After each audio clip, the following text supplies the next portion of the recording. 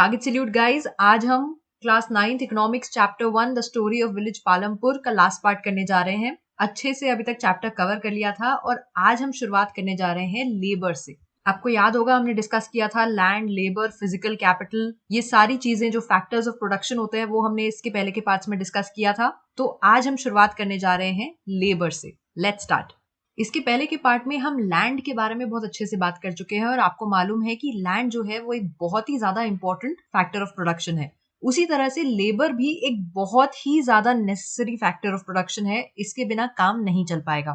Farming जो एक activity है इसमें बहुत सारा हार्डवर्क चाहिए होता है और जो छोटे फार्मर्स होते हैं वो जनरली अपनी फैमिलीज के साथ ही अपनी फील्ड्स को कल्टिवेट करते हैं, वो एक्स्ट्रा लेबर हायर नहीं करते हैं। तो उनकी फार्म का जो लेबर है वो खुद ही प्रोवाइड करते हैं। लेकिन जो थोड़े से बड़े फार्मर्स होते हैं वो अपने फार्म्स के लिए लेबरर्स रखते हैं जो उनकी फील्ड्स में आके काम करते हैं। तो फार्म लेबरर्स कौन बनते हैं जनरली?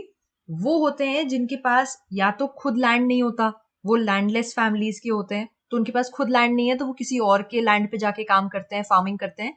या फिर वो लोग होते हैं जिनकी फैमिलीज के पास बहुत छोटे प्लॉट ऑफ लैंड है, तो अपना काम खत्म होने के बाद वो थोड़ी एक्स्ट्रा इनकम कमाने के लिए दूसरों के लैंड पे भी काम कर सकते हैं। लेकिन ऑब्वियस सी बात है, जब वो किसी और के फार्म पे काम कर रहे हैं तो वो फार्म उनका खुद का नहीं है। उस फार्म पे जो भी उगता है वो उनका नहीं होता है, वो वहां पे सिर्फ काम करते हैं। उनको सैलरी दी जाती है, वेजेस दिए जाते हैं, और ये कैश में भी हो सकते हैं और काइंड में भी हो सकते हैं। मतलब आप उनके काम के बदले में उनको रुपए दे सकते हैं, या फिर काफी बार फार्मर्स जो हैं, जो बड़े फार्मर्स हैं, वो अपनी लेबरर्स को क्रॉप दे देते हैं। जो क्रॉप हार्वेस्ट हुआ होता है उसी से उनकी पेमेंट कर देते हैं। अब उनको क्या सैलरी मिलती है, क्या पेमेंट मिलता है, ये काफी बार डिपेंड करता है रीजन टू रीजन, या फिर कौन सा क्रॉप उग रहा है, उसमें ज्यादा मेहनत है, कम मेहनत है, या फिर कौन सी एक्टिविटी है, हार्वेस्टिंग की एक्टिविटी है या बीज बोने की एक्टिविटी है।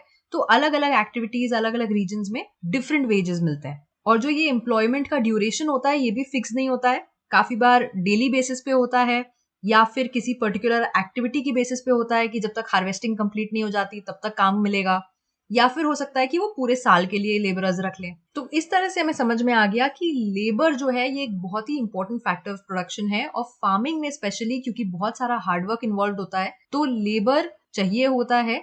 और डिपेंडिंग ऑन कौन सा प्लांट है, कौन सी एक्टिविटी है, उसके हिसाब से लेबर की रिक्वायरमेंट चेंज हो सकती है।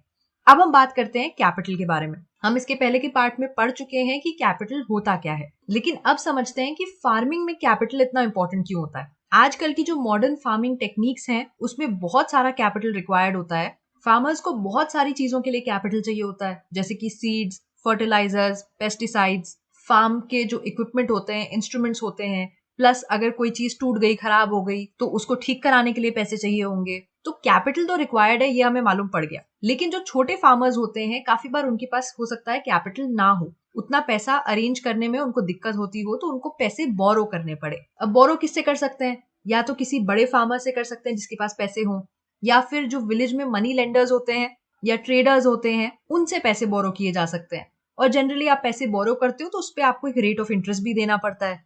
तो अगर जो आपका क्रॉप है वो सही से नहीं उगा और कुछ दिक्कत आ गई फार्मिंग में, तो आपको वो पैसे रीपे करने में भी दिक्कत हो सकती है। अब जो थोड़े बड़े फार्मर्स होते हैं वो क्या करते हैं, उनके पास क्योंकि पैसा होता है तो वो उसको सेव कर लेते हैं, क्योंकि उनको मालूम है कि भाई आगे काम आने वाला है, हमें कैपिटल रिक्वायर्ड होगा अपने फार्म के लिए, तो वो उसको सेव कर लेते हैं। तो हो सकता है उनको बोरो करने की जरूरत ना पड़े। तो आइदर वेज कैपिटल रिक्वायर्ड होता है।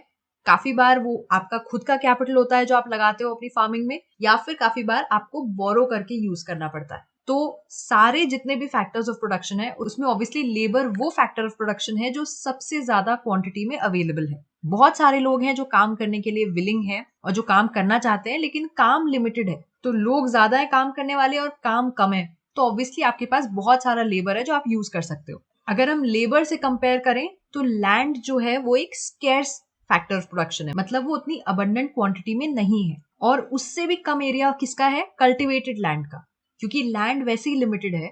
और उसके ऊपर से जो लैंड हम कल्टिवेट कर सकते हैं, जो फर्टाइल है, जिसपे हम फार्मिंग कर सकते हैं, वो और भी लिमिटेड है। और तो और लैंड का जो डिस्ट्रीब्यूशन है वो भी अनइक्वल है। माउंटेन्स पे जो फार्मिंग वाला लैंड है ऑब्वियसली वो कम है एज कम्पेयर टू प्लेन्स, जहां पे फार्मिंग लैंड ज्यादा आराम से अवेलेबल है। इसी तरह से कैपिटल जो है वो भी एक स्केर्स फैक्टर ऑफ प्रोडक्शन है। स्पेशली अगर आपके पास पैसे ज्यादा नहीं है तो आपके लिए तो वो बहुत ही ज्यादा स्केर्स है। जब पैसे कम होते हैं तो उसकी वैल्यू और भी ज्यादा होती है ना। लेकिन अब आप कहोगे लैंड और कैपिटल दोनों ही स्केर्स फैक्टर ऑफ प्रोडक्शन है, तो इसमें फर्क क्या है? क्या दोनों सेम है?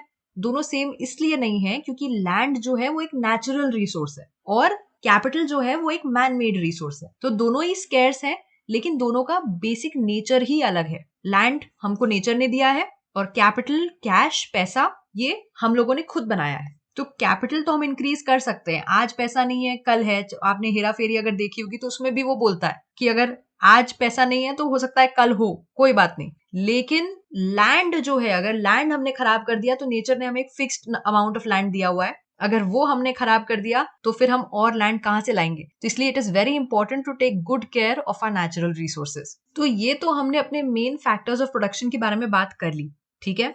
तो अब हमने तीनों फैक्टर्स ऑफ प्रोडक्शन यूज करके अज्यूम करो कि हमने वीट उगाया अपने फार्म पे और अब प्रोडक्शन कंप्लीट हो गया, हमने वीट को हार्वेस्ट कर लिया। अब क्या करना है? अब फार्मर जो है वो इस वीट में से थोड़ा सा हिस्सा अपनी फैमिली के कंजम्पशन के लिए रख लेते हैं और बाकी जो सरप्लस वीट होता है उसको सेल कर देते हैं। अब जो छोटे फार्मर्स होते हैं जिनका लैंड छोटा होता है और वो ज्यादा प्रोडक्शन नहीं कर पाते हैं, तो ऑब्वियसली अपनी फैमिली के लिए बचाने के बाद उनके पास थोड़ा सा ही बचता है जो वो मार्केट में सेल कर सकते हैं। जो थोड़े बड़े फार्मर्स हैं वो मार्केट में ज्यादा वीट सप्लाई कर पाएंगे। अब मार्केट में जो ट्रेडर्स होते हैं वो फार्मर्स से ये वीट खरीदते हैं और फिर आगे शॉपकीपर्स को बेचते हैं जो सिटीज और टाउन्स में इस वीट को पहुंचाते हैं। तो ये होती है पूरी सप्लाई चेन।